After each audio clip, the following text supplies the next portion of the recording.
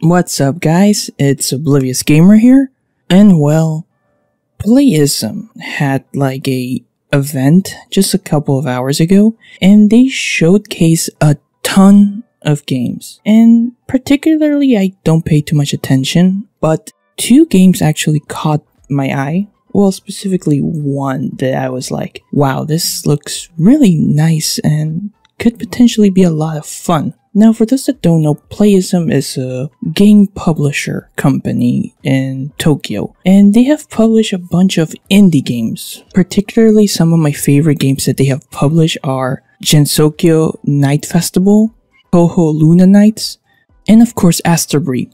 But they also publish a ton of different titles. I think they publish Bright Memory, La Mulana. Like, despite Playism publishing indie games, they have published some very successful indie games. But we're here to talk about the new games that they announced. Now, before I continue, if you like the content, don't forget to subscribe. So let's go into the game that I wanted to talk about. The game is basically called Homura Hime, and it's described as a 3D action game that combines accelerating action with 3D bullets. Players will battle alongside Homura Hime to fight demon girls with various emotions. The story of Homura Hime and the demon girls will be revealed as the player exercises and vanquishes them. So the story seems to be, according to the description that they give, is welcome to a world where humans and demons coexist. Souls harboring strong emotions and deep regrets at the time of their death are transformed into archdemons. The archdemons have the power to corrupt logic and reason in the world and contaminate the surrounding environment. Creatures tainted by this demonic power turn into lonely monsters which operate solely on raw instinct. Faced with the threat to the world posed by 5 extremely powerful demon girls, the Oracle is forced to dispatch Homura Hime, the Flame Princess, and Anne, a messenger who has been entrusted with the divine mission of purifying the world and bringing an end to all evil. So plot-wise, it's okay. Like I said, what really caught my attention wasn't the plot, but the gameplay and how gorgeous the game looks. Because if you can see from the trailer, the gameplay looks really nice, and apparently this game is being developed by a Taiwanese indie game development called Crimson Dusk. And the team was formed after the team's representative, presented a prototype of Homura Hime, which he developed by himself during his student years. So this is another case that seems to be like a game was originally developed by one person. They liked the concept, so they eventually made a team, and now they're working on the game. We have seen this with some indie games.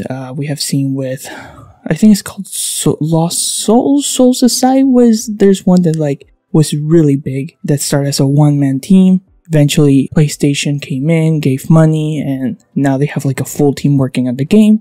If I'm not mistaken, also Bright Memory had some sort of situation where like it was a one-man game, and then eventually now he has a team and he's working on like a better version of his game or something like that along the ways. But I have to say, this game is looking very beautiful for what the team is doing. Seems fun. Fast action pace, which is like, oh wow, I really want to try and play the game. Of course, you can notice it's not perfect, and it says there it's a work in progress. The good thing though is that this game is coming out in 2023, so that means they still have a long time to polish the game, and I don't think they need to make the game look too well. I think the game already shines by the art style that they chose, and you can clearly see that it looks really good. I think what they need to focus on is making sure the game runs well, it runs smooth, and it's fun. Because you can see that there are moments where like some of the emotions might seem a bit stiff. So I think if they manage to focus on that, make the animations less stiff, more fluid, I think they really have a potential for a good game in their hands. I mean, it's an indie game. I'm not gonna treat it like a AAA game, but it sure looks nice and interesting. Now, this game is coming out for PC for now. No word on if it's gonna be released on consoles or anything else, and we can expect this game sometime in 2023. Also, before I end this video, I do want to talk about a second game, just briefly, that Playism announced also through their event, which is called Magusphere Magical Cannon Girls, and it's a third-person shooter game. Now, usually I wouldn't care or, not talk about it, but I just found it hilarious how they have like this magical girl just having like a part of a fucking tank and just shoot at things. I don't know, I just think it's hilarious, and that just caught my attention because it feels like off.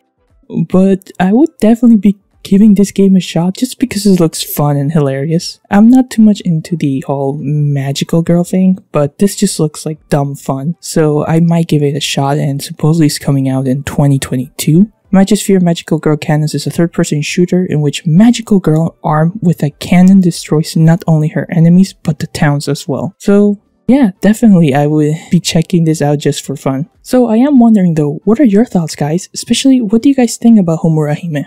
I think the game has a lot of potential to be something fun, especially for an indie game, and it looks nice. And of course, you know, a small shout out to Magusphere, who just looks dumb fun. So, like I said, feel free to leave your thoughts down below. This has been Oblivious Gamer, and I hope you'll have a wonderful day or night, wherever you are.